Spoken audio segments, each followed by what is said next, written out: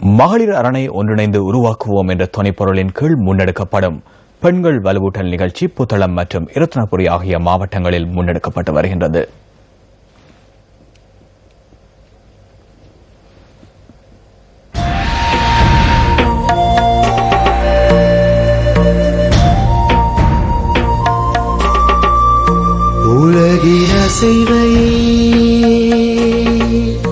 சமத்துவம், பாதுகாப்பு மற்றும் வலுவூட்டல் என்பனவற்றை அடிப்படையாக கொண்டு இந்த தெளிவூட்டல் நிகழ்ச்சி 12வது நாளாக இன்றும் முன்னெடுக்கப்படுகின்றது.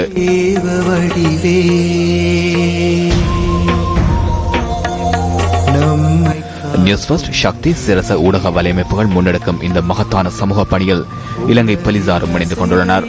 புத்தளம் பிரதான பஸ் தரிப்பிட வளாகத்தில் காலை 9 மணி அளவில் மகளிருக்கான அரண்சே திட்டம் என்று ஆரம்பிக்கப்பட்டது.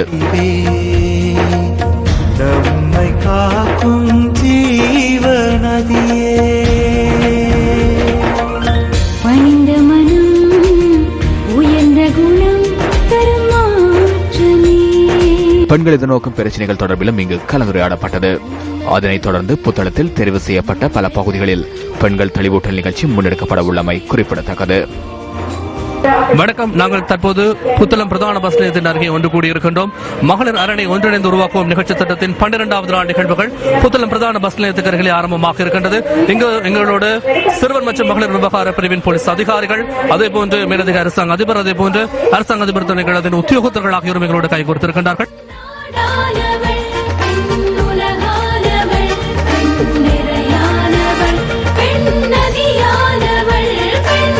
இதன் மற்றொரு நிகழ்வு இரத்தினபுரி மாவட்டத்தில் ஆரம்பமானது. மகளிர் அரண் செயற்திட்டத்தில் பெருமளவான பெண்கள் கலந்து கொண்டிருந்தனர்.